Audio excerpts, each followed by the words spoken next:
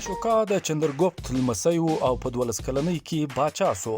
هغه د جنگ و جدل خورا شوق درلود، خو یوه ورځ د کلنګا نومي باچاهي سره جنگ وموشت چې د هند اوډیسا ایالت کې موقعیت درلود. که څه هم دا جنگ اشوکا وګاټ او د کلنګا باچاهي هم تر پښو لاندې کړه، خو په دې جنگ کې د تباهي په کتو سره د هغه ژوند ډیر زیات تغیر وکړ. په دې جنگ کې 1 لک کسان مړه او 1.5 لک کسان بې کوره شوي وه. اشوکا پر خپل آس سپور د جنگ پر میدان یوازې وګرځېدی او پر میلانو پراته مړي ژوبل سوي کسان، بې موره ماشومان، د هغوی چیغې او فریادونه چې واورېدل، نو د جنگ څخه کرکه پیدا سوه. دغه جنگ د اشوکا د ذهن د بدلولو دپاره یو اهم کردار ادا کړ او د ذهن د امن او د انسانیت خواته راواړوي. هغه د وسلې د کارولو څخه توبه وکړله او بود مذهب اختیار کړ چې بنیاد یې د عدم تشدد و. لکه څنګه چې د نړۍ تاریخ څخه ثابته ده چې د مذهبونو د پرمختګ لپاره تل طاقتور باچا کردار ادا کړی دی، نو د بود مذهب د کردار لپاره هم اشوکا کردار ادا کړ. د مثال په توګه کله چې د روم باچا کنسټنټاین د عیسوي مذهب شاته ودرېد، نو دا مذهب پر مخ ولاړ. همدا ډول چې کله اشوکا بود مذهب ومنه، نو ټوله باچاهي د دې مذهبي پرمختګ لپاره استعمال کړ. په دې اړه د هغه یو مهم کار دا و چې د بود مذهب تعلیمات یې په غرونو کې پر پرشو ولیکل. همدا ډول د برین تختې یې په ټول هېواد کې ولګولې. ښکاره ده چې افغانستان هم د اشوکا تر واکمنۍ لاندې و، نو دا ځکه په افغانستان کې هم دغه مذهب نور لا پرمختګ وکړ. د ارکیالوژیکل آثارو په څېړنو یا تحقیق کې د افغانستان او پښتني سیمو څخه ډېری داسې ډبرینې تختې ترلاسه شوي دي چې د اشوکا د دور سره تعلق لري. په دې سره بود مذهب د هند او افغانستان په ولسونو کې خورا زیاتې جرړې ونیولې. د اشوکا وروسته لا هم پښتانه د بود مذهب منونکي پاتې سوي وه. په سیاسي لحاظ هلته میشت یونانیانو او افغانانو د سلوکس د دولت په خلاف بغاوت وکړ او په ګډه یو نوی او خپلواک دولت جوړ کړ چې په تاریخ کې د ګریکو باختري په امپراتورۍ سره مشهوره ده. د عیسی نبی د زوکړې څخه 100 کاله مخکې پر افغانستان همدغه امپراتورۍ حکومت کوه. په دغه دوره کې په افغانستان کې یوناني کلتور زیات پرمختګ وکړ. په ترخار ولایت کې همدغه زمان کې د ای خاینوم په نوم یو ښار جوړ کړل سو. همدغه ښار دی چې د دې دولت پلازمینه وه. د دې ښار آثار اوس هم شته چې معلومیږي دا ښار پر یوناني طرز جوړ شوی و او دلته کې د یونان په څیر د تیټرونو او عبادت ځایونو ودانۍ جوړې کړل شوې وې. دا هغه دوره ده چې په افغانستان کې د پارثي، هندي، یوناني او د منځنۍ اسیا د کلتورونو څخه جوړ یو ګډ کلتور او تهذیب رامنځته سو چې خورا پرمختللی او د سوکالۍ څخه ډک یو تهذیب او کلتور و.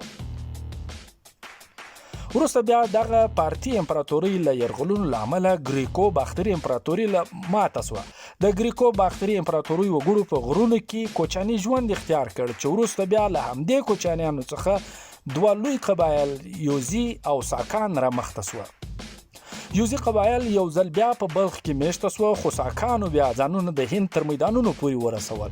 د دې پس په پارسي امپراتورۍ ټولې سیمې ونیولې. پارتیان هم پښتانه اریایي خلک ول، له همدوی څخه بیا دلته سوریانو ځان بیل کړ او سوري امپراتوري یې جوړه کړله.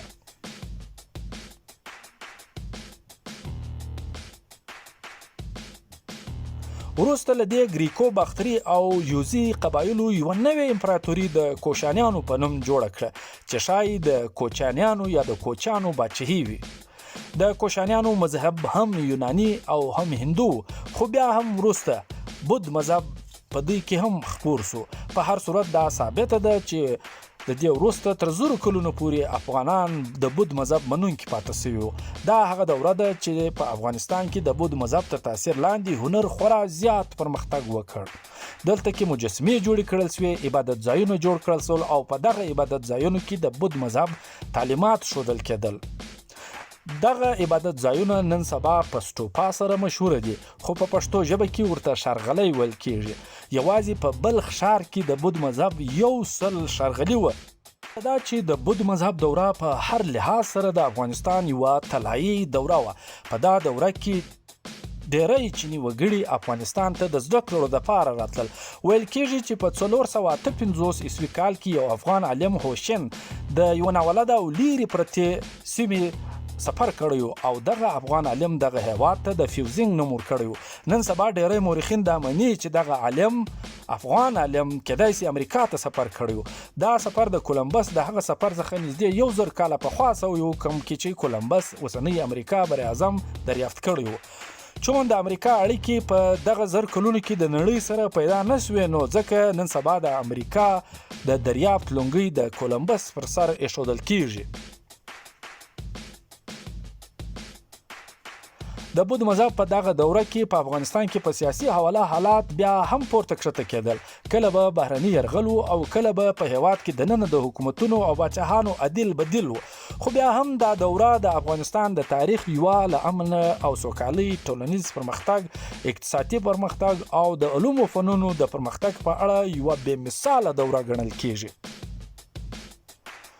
په دې دوره کې افغانستان پرله پسې 800 کلونو پورې د منځنۍ اسیا، هند، چین، سند، ایران، عرب او اروپا ترمنځ یو داسې ټکی و چې د دې ټولو سیمو او هیوادونو لکه تقدیر چې د همدې مځکې سره تړلی وي. په 8مه عیسوي پیړۍ کې دلته یو بل طاقت راڅرګند شو چې په راتلو سره یې ټولې پخوانۍ کړۍ ماتې کړل سوې او له نوي سره څخه یو نوی سفر پیل کړل سو. دا طاقت د عمومي عربو طاقت و چې د اسلام د دین تر عنوان لاندې راڅرګند سو. را روانه سکالو یعنی موضوع به د همدې طاقت په اړه وي چې اسلام څنګه په افغانستان کې خپور کړل سو.